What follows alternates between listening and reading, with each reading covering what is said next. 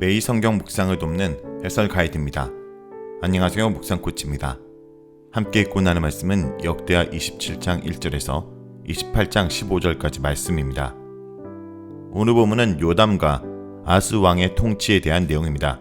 요담 왕은 역대기에서 아비야 이후로 일관되게 긍정적으로 평가되는 첫 왕입니다. 그는 부왕 우시아의 잘못을 dak습하지 않았고 국내외적인 업적을 통해 나라의 부강을 이룹니다. 반면에 아하스는 역대기 기자가 가장 악한 왕으로 묘사하는 왕입니다. 아하스 왕은 우상을 세우고 가증한 이방신 숭배 의식을 행함으로 하나님의 징계를 받아 대적들에게 고난을 당합니다. 이것은 한편 아하스와 유다가 여호와를 버린 것에 대한 보응입니다. 반면에 선지자 오뎃의 충고를 받아들인 북이스라엘 사람들은 남유다의 포로들에게 형제애를 실천합니다. 이를 통해 남북 왕조가 신앙적으로는 하나임을 보이고 있습니다. 그러면 먼저 17장 1절에서 9절 읽겠습니다. 요담이 왕위에 오를 때 나이가 25세라. 예루살렘에서 16년 동안 다스리니라. 그의 어머니 이름은 여루사요 사독의 딸이더라. 요담이 그의 아버지 우시아의 모든 행위대로 여호와 보시기에 정직하게 행하였으나 여호와의 성전에는 들어가지 아니하였고 백성은 여전히 부패하였더라. 그가 여호와의 전 윗문을 건축하고 또 오벨 성벽을 많이 증축하고 유다 산 중에 성읍들을 건축하며 숲을 가운데 견고한 진영들과 망대를 건축하고 암몬 자손의 왕과 더불어 싸워 그들을 이겼더니 그 해에 암몬 자손이 은 100달란트와 밀 10,000고르와 보리 10,000고르를 바쳤고 제2년과 제3년에도 암몬 자손이 그와 같이 바쳤더라. 요담이 그의 하나님 여호와 앞에서 바른 길을 걸었으므로 점점 강하여졌더라. 요담의 남은 사족과 그의 모든 전쟁과 행위는 이스라엘과 유다 열왕기에 기록되니라. 요담이 왕위에 오를 때 나이가 25세요. 예루살렘에서 다스린 지 16년이라.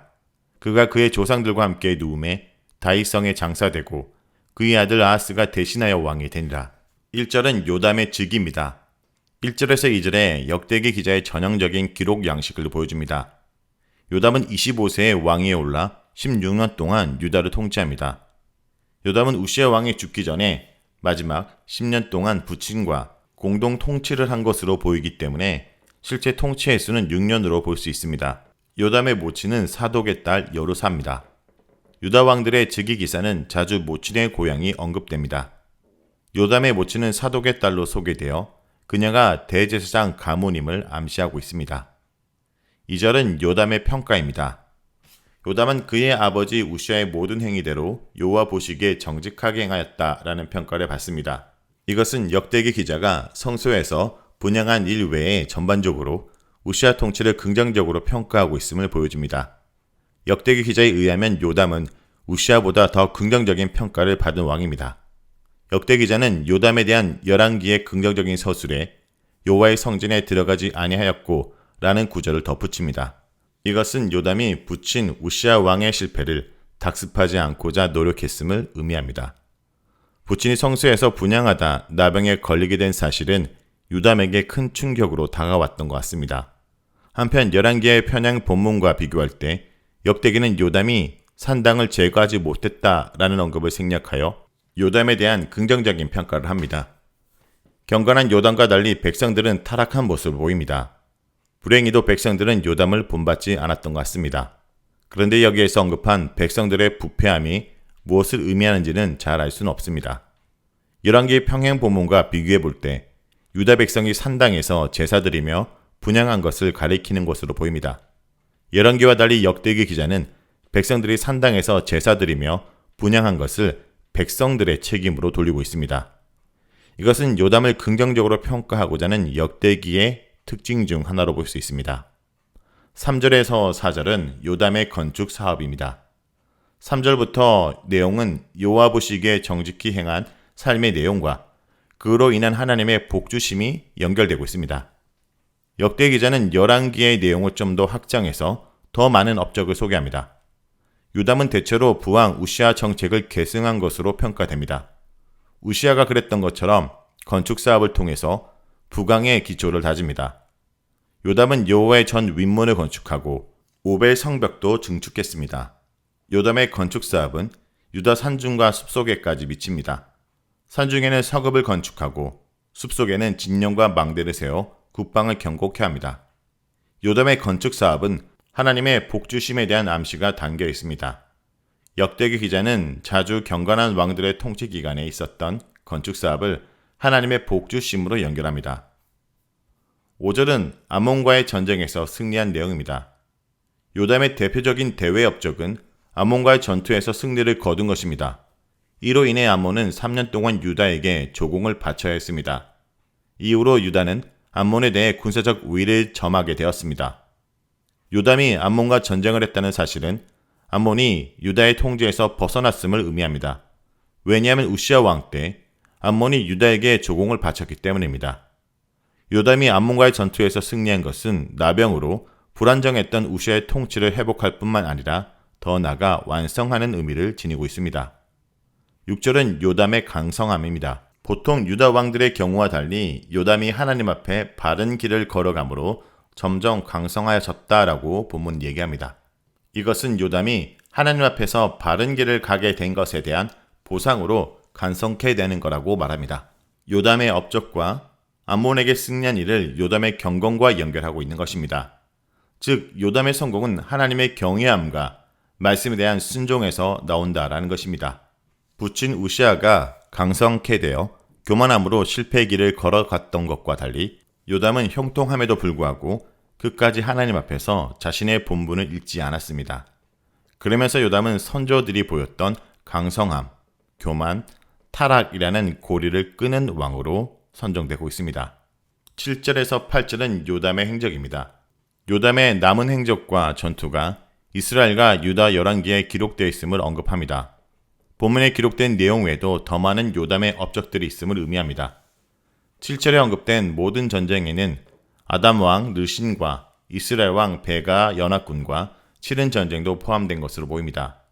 1왕기 본문과 달리 역대기는 시리아 에브라임 전쟁에 대한 정보를 생략하고 단지 그의 모든 전쟁과 행위라고 포괄적으로 언급합니다.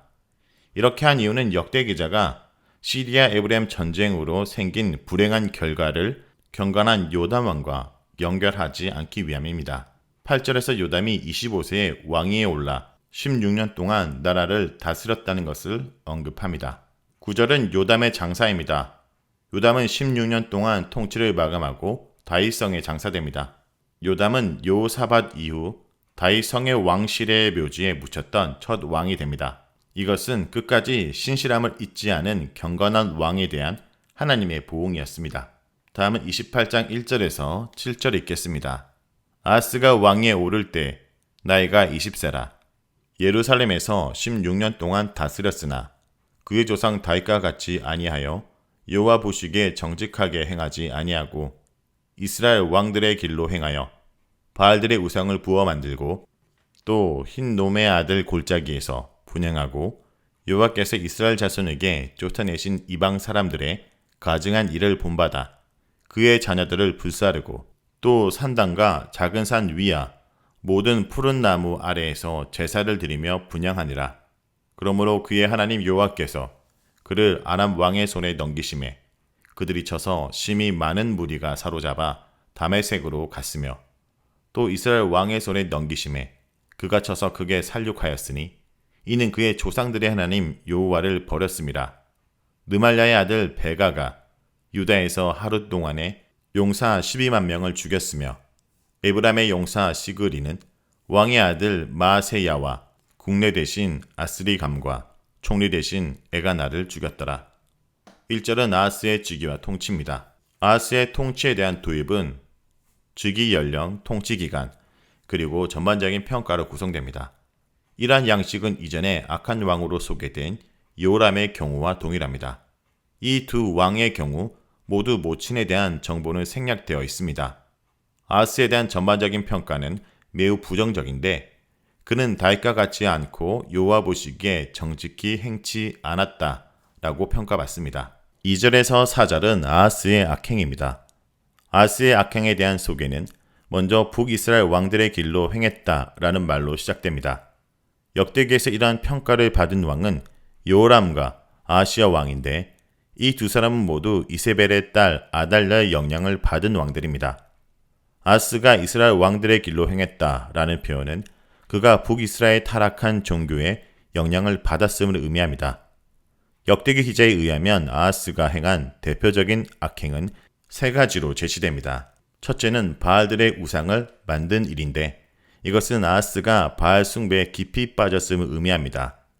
바알의 숭배 의식은 원래 시돈 지역을 본고장으로 하는데 이세벨과 아달랴에 의해 이스라엘 전역으로 확산되었습니다.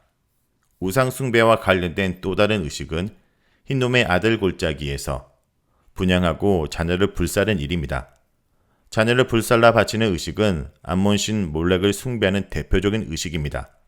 아하스는 흰놈의 골짜기에서 자신의 자녀들을 불사르는 잔인함을 보였습니다. 아하스가 범한 세 번째 의식은 산당과 푸른 나무 아래서 제사를 드리고 분향하는 일입니다. 산당과 나무 아래서 제사 드리는 행동은 가나안의 아주 보편적인 민간 의식이었습니다. 5절에서 7절은 하나님의 징계입니다. 5절이 그러므로 라는 말로 시작함으로써 1절과 4절에 행한 아하스의 종교적 제약에 대한 단기적인 인과응보가 있었음을 보여줍니다. 아하스의 악행은 곧바로 하나님의 진노를 불러일으켰습니다. 하나님께서 아하스를 징계하기 위해 사용한 도구는 아람 왕 르신과 북이스라엘 왕 베가입니다. 5절에 손에 넘겼다 라는 표현은 하나님께서 아하스 왕을 징계하시기 위해 그 두 왕을 도구로 사용하였음을 의미합니다. 다메섹에 의해 많은 무리들이 끌려갔습니다. 이스라엘 왕에 의해서도 12만 명이 죽고 20만 명이 사마리아로 끌려갔습니다. 역대기 기자는 5절에서 여호와를 그의 하나님 여호와라고 표현하므로 하나님께서 아하스를 완전히 버린 것이 아님을 암시하기도 합니다. 아하스에게는 여전히 기회가 남아 있었을 것입니다. 아하스와 유다 백성이 지금 당하는 공경은 하나님께로부터 온 것이며 그들로 회개하고 하나님께 돌아오라는 신호입니다. 역대 기자는 아하스가 당하고 있는 공경의 원인을 그의 조상들의 하나님 여호와를 버렸습니다 라고 6절에 분명히 밝힙니다. 원문에서 버리다 라는 동사가 3인칭 복수 형태인 것을 볼 때 아하스와 더불어 유다 백성들도 그들이 당하는 고난에 책임이 있음을 암시합니다. 5절과 6절은 시리아, 에브라임 전쟁을 배경으로 하는데 이사야 7장의 묘사와 약간 차이를 보이긴 합니다. 이사야서에서는 베가와 르신 연합군이 아하스를 공격한 것으로 되어 있는데 역대기 본문은 이 두 나라가 각각 개별적으로 유다를 공격한 것으로 묘사합니다. 그래서 아하스는 두 차례의 위기를 맞게 된 것입니다. 역대기 기자는 이러한 방식으로 아하스에게 임한 하나님의 징계를 강조합니다. 시리아 에브라임 전쟁으로 인해 유다는 왕의 아들 마세아를 포함하여 고위 관리들을 잃게 됩니다. 다음은 8절에서 15절 읽겠습니다. 이스라엘 자손이 그들의 형제 중에서 그들의 아내와 자녀를 합하여 20만 명을 사로잡고 그들의 재물을 많이 노략하여 사마리아로 가져가니 그곳에 여호와의 선지자가 있는데 이름은 오뎃이라. 그가 사마리아로 돌아오는 군대를 영접하고 그들에게 이르되 너희 조상의 하나님 여호와께서 유다에게 진노하셨으므로 너희 손에 넘기셨거늘 너희의 노기가 충전하여 살육하고 이제 너희가 또 유다와 예루살렘 백성들을 압제하여 노예로 삼고자 생각하는도다. 그러나 너희는 너희 하나님 여호와께 범죄함이 없느냐? 그런즉 너희는 내 말을 듣고 너희 형제들 중에서 사로잡아 온 포로를 놓아 돌아가게 하라. 여호와의 진노가 너에게 임박하였느니라 한지라. 에브라임 자손의 우두머리 몇 사람 곧 요하난의 아들 아사랴와 무실레모스의 아들 베레게와 살룸의 아들 여이스기야와 하들레의 아들 아마시아가 일어나 전장에서 돌아오는 자들을 막으며 그들에게 이르되 너희는 이 포로를 이리로 끌어들이지 못하리라. 너희가 행하는 일이 우리를 여호와께 허물이 있게 함이니 우리의 죄와 허물을 더하게 함이로다. 우리의 허물이 이미 커서 진노하심이 이스라엘에게 임박하였느니라 하매 이에 무기를 가진 사람들이 포로와 노력한 물건을 방백들과 온 회중 앞에 둔지라. 이 위에 이름이 기록된 자들이 일어나서 포로를 막고 노력하여 온 것 중에서 옷을 가져다가 벗은 자들에게 입히며 신을 신기고 먹이고 마시게 하며 기름을 바르고 그 약한 자들은 모두 나귀에 태워 데리고 종려나무 성 여리고에 이르러 그의 형제들에게 돌려준 후에 사마리아로 돌아갔더라. 8절에서 11절은 선지자 오뎃의 충고입니다.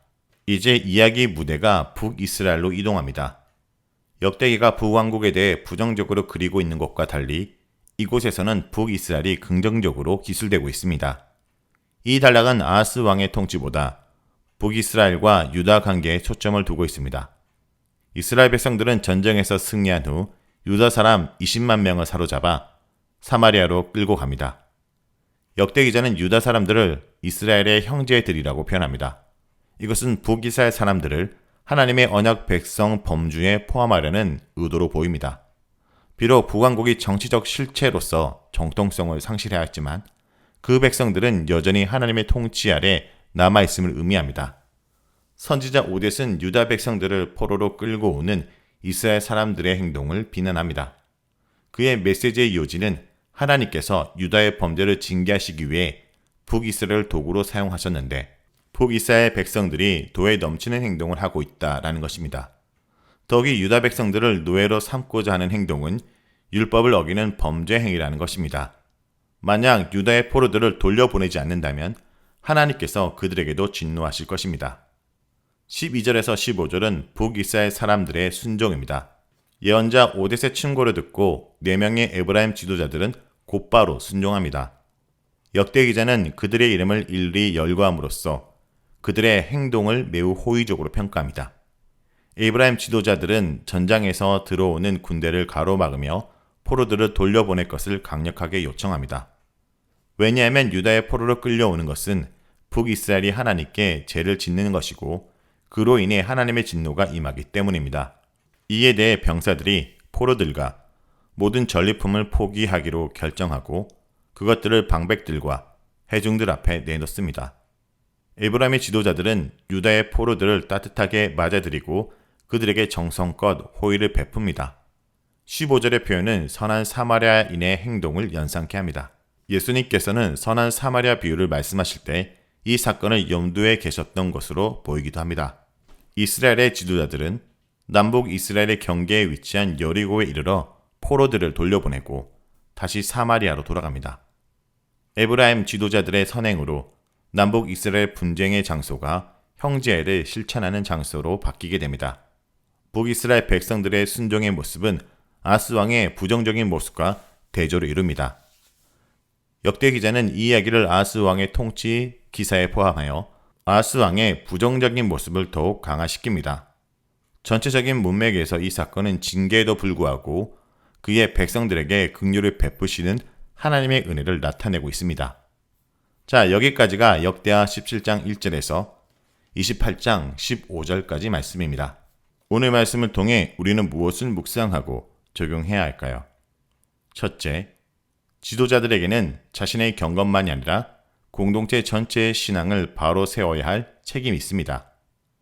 요담은 하나님 보시기에 정직히 행하였고 특별히 성전에 함부로 들어가는 일만큼은 결코 하지 않았습니다. 하지만 백성들이 영적으로 타락하는 흐름을 막지 못했습니다. 혼합주의 우상숭배의 본거지인 산당을 없애지 못했기 때문입니다. 나의 경건과 공동체 전체의 경건을 위해 특별히 우리가 신경 써야 될 부분은 무엇일까요? 강력한 공동체를 만들 수 있는 비결은 하나님 보시기에 바른 길을 걷는 데 있습니다. 둘째, 모든 상황과 역사를 하나님은 주관하십니다. 아람이나 북왕국 이스라엘의 침입은 표면적으로는 군사적이고 정치적인 문제처럼 보이지만 실제로는 신앙적인 문제였습니다.